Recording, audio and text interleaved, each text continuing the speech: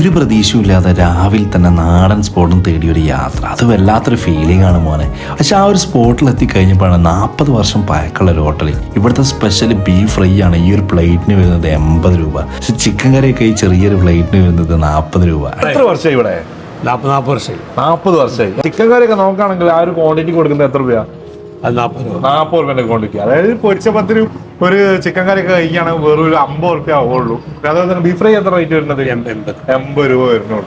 ഒരു കഷ്ണം പൊറാട്ട അങ്ങനെ എടുത്തിട്ട് ആ ഒരു ബീഫിലേക്ക് ഇങ്ങനെ മുക്കിയിട്ട് ഡിപ്പ് ചെയ്തിട്ട് ബീഫും പൊറാട്ടയും കൂടി ഇങ്ങനെ മിക്സ് ആക്കിയിട്ട് ഇതിങ്ങനെ ഒന്ന് നോക്കുമ്പോൾ തൊള്ളയിൽ ഒന്നും കൂടി വെള്ളം ഇങ്ങനെ ഊറും.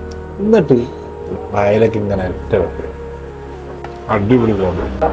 പൊരിച്ച 10 ചിക്കൻ ചുറ്റും. അപ്പോൾ ഇത് സ്പോട്ട് നമ്മൾ കോഴിക്കോട് രാമനാട്ടുകരയിൽ നിന്ന് കൊണ്ടോട്ടി റൂട്ടിൽ പുളിക്കൽ ബസ് സ്റ്റോപ്പിൻ്റെ തൊട്ടടുത്ത് തന്നെ ഹോട്ടൽ മലബാർ എന്നാണ് കാണാം. അപ്പോൾ എന്തായാലും കയറി